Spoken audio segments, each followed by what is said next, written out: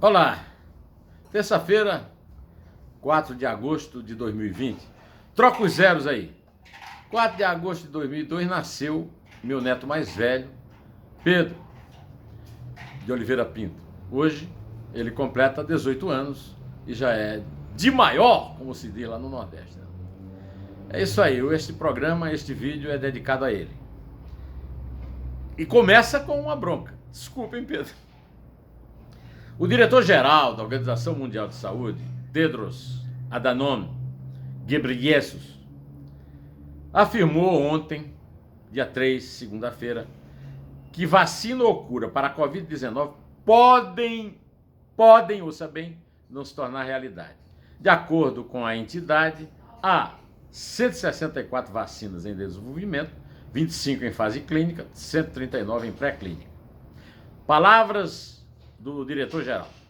Não existe bala de prata no momento e talvez nunca exista. Ninguém está precisando de bala de prata. Nós estamos precisando de uma vacina e de algum remédio para o tratamento. Não sei de pesquisas para o tratamento, mas para vacinas, os cientistas estão trabalhando 24 horas por dia. Não estão dormindo. Há institutos de grande credibilidade trabalhando para uma vacina. E o Ghebreyesus disse que, olha, e mesmo que ela tenha resultado, não tem resultado para sempre. Nenhuma vacina tem resultado para sempre, ô idiota. A vacina contra a influenza, por exemplo, eu tomo todo ano. Todo ano a vacina muda, porque mudam também os micro-organismos. O vírus passa por uma transformação, né? Por uma mudança, uma modificação. É isso aí. O que eu chamo a atenção é o seguinte: a Organização Mundial da Saúde é um órgão da ONU que não é acreditado. Esse etíope não tem nenhum nome como cientista. Não há nada que a OMS tenha feito que possa consagrá-la como merecedora de um prêmio Nobel da Medicina, por exemplo. E, ao que eu saiba, as universidades de Oxford, Butantan e os laboratórios americanos, o Instituto Butantan e os laboratórios americanos que estão trabalhando para vacinas têm muito mais credibilidade e muito mais resultado prático do que esse senhor possa apresentar na vida dele. Isso aí, uma declaração como essa é de uma suprema irresponsabilidade. Ele está criando a OMS do talvez. Ele está instalando no que ele acha que é uma orientação científica o talvez, o quem sabe, o não sei, mas pode ser. Pelo amor de Deus, isso é de uma suprema leviandade. Aliás, eu quero lembrar que a OMS só declarou que a pandemia era pandemia depois de muita pressão, tentando proteger a China, que é quem patrocina a presença desse senhor lá na direção geral, certo? Bom, então vamos em frente, vamos esperar primeiro os resultados, os pronunciamentos dos cientistas que realmente trabalham e que têm credibilidade antes de tomar qualquer atitude. E não vamos deixar que um cara como esse entre na guerra contra a vacina, que é uma coisa que tem mais de 100 anos, e que não tem mais sentido hoje, apesar de ainda existir. Ainda existe gente que acha que vacina mata, não salva, né? São os fundamentalistas da direita extremamente radical. Não os ouça, não fique aí ouvindo fake news dessa gente, tá? Inclusive do senhor Ghebreyesus. Bom, mas agora vamos mudar um pouco de assunto. A TV Globo conseguiu, com o Ministério Público Federal, também a versão integral do depoimento que o Fabrício Queiroz, né, que é o faz tudo da família Bolsonaro e que agora confessou, fazia mesmo peculato, ou seja, uso de verba pública em proveito próprio, peculato, corrupção, lavagem de dinheiro e organização criminosa, no gabinete do deputado estadual Flávio Bolsonaro, filho nota 01 de Jair Bolsonaro, presidente da República.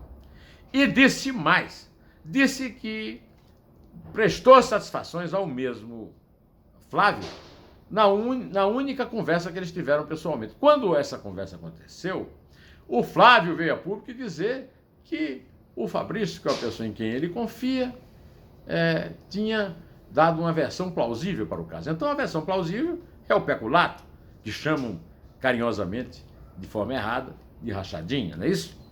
Então o doutor Flávio precisa explicar isso, ou seja, o Ministério Público tem que chamá-lo de novo para que ele explique.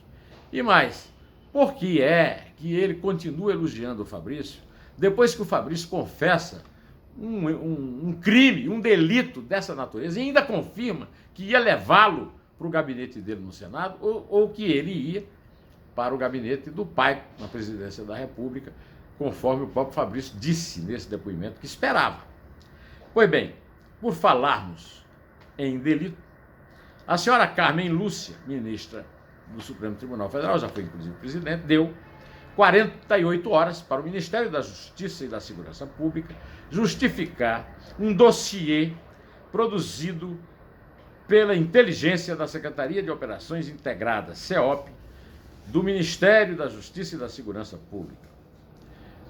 O ministro da Justiça, André Mendonça, já pulou fora de uma ida ao Congresso para se explicar diante dos parlamentares. Já não foi. Quer que a reunião seja secreta. Por quê? Que segredo ele tem para esconder com os senadores, né? Agora, em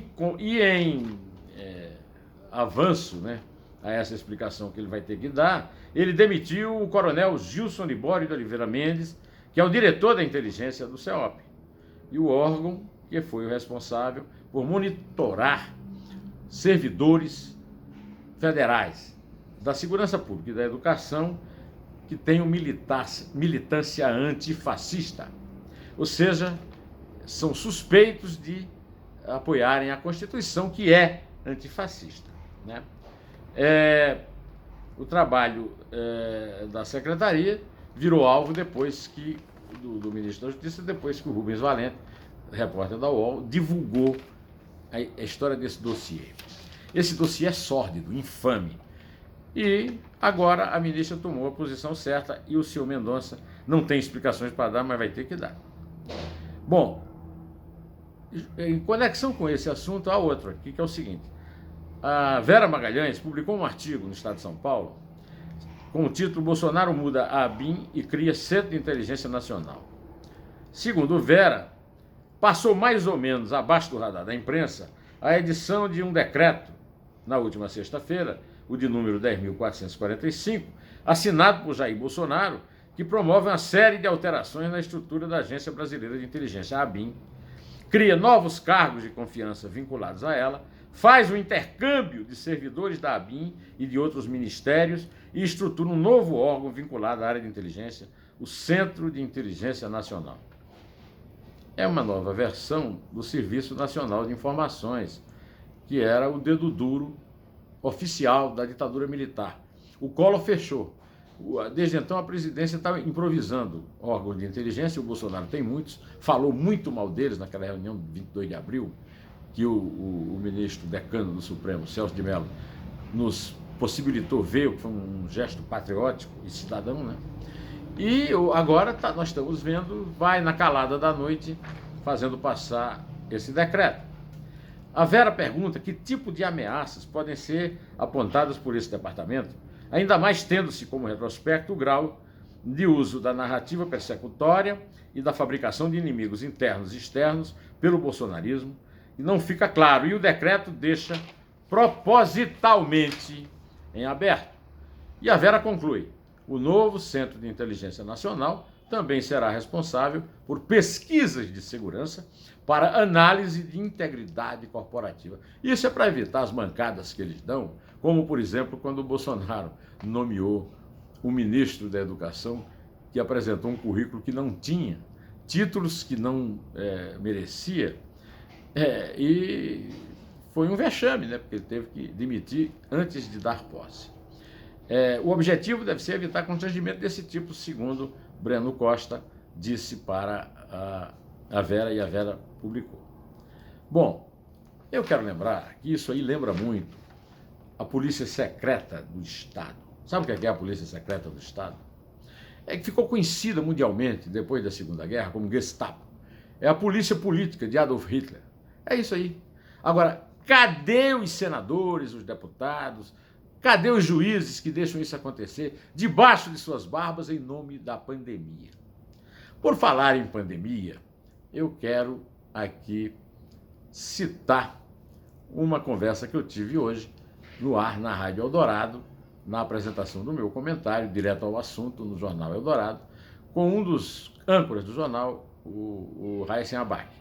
O Raíssen Abac fez uma observação muito pertinente, na minha opinião, de que muitos pais que viviam reclamando dos professores que nas escolas brasileiras dão aulas tendenciosas para o marxismo, para a esquerda, e que agora querem, porque querem que as escolas voltem a ser abertas.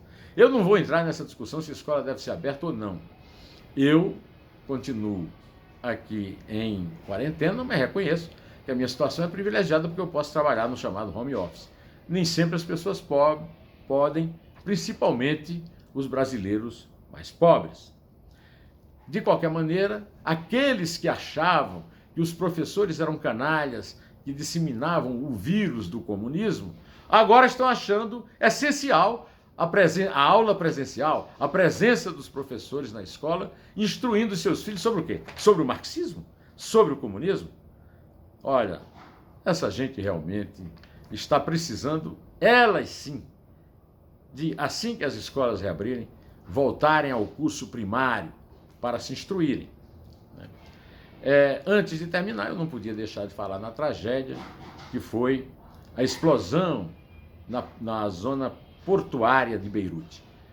Na minha juventude, Beirute era uma cidade romântica. Beirute também é o nome de um sanduíche muito famoso, né? Aqui em São Paulo, né? Beirute era sinônimo de romantismo. Hoje, o Líbano passa por uma grave crise econômica e essa explosão é um drama de alta voltagem.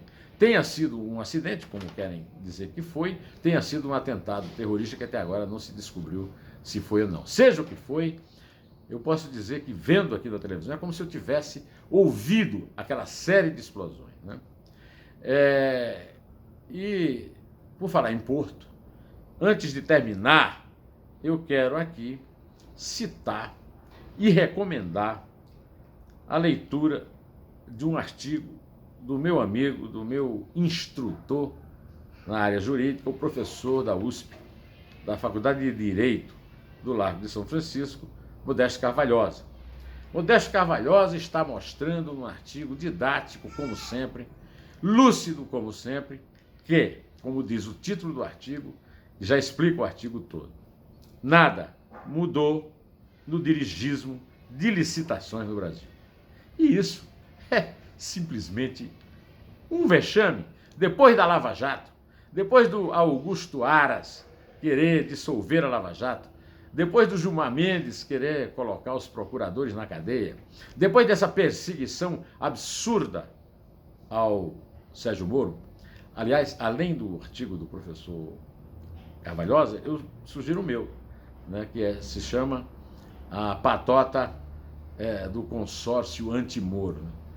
Toda a tática de derrubar o Moro para evitar que ele enfrente o Bolsonaro na eleição de 2022. Pois é, mas vamos ao fato de que nem a Lava Jato, nada disso adiantou, porque as licitações continuam sendo dirigidas, segundo denunciou o professor Carvalhosa. O professor Carvalhosa se refere especificamente à última licitação do Porto de Santos. Porto de Santos, inclusive, era o tema das discussões sobre o Coronel Lima e o ex-presidente Michel Temer.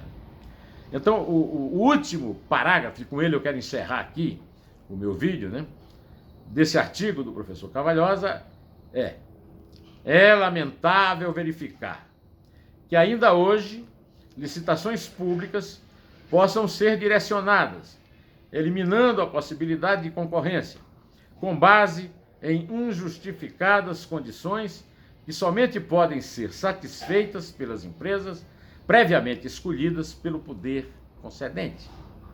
Esses casos de dirigismo licitatório trazem danos graves à sociedade brasileira, sobretudo num país que carece de infraestrutura portuária, desmotivando as empresas a realizar investimentos e a melhorar seus preços e serviços, tornando assim nosso mercado ineficiente. Ou seja, estamos, mais uma vez, à disposição dos abutres e dos ratos que corroem o nosso dinheiro e que não nos deixa prosperar. Eles estão por toda parte, espalhados, consumindo o fruto do nosso suor, que está no erário, no Tesouro Nacional. E vou ficando por aqui, vou terminar aqui, direto ao assunto.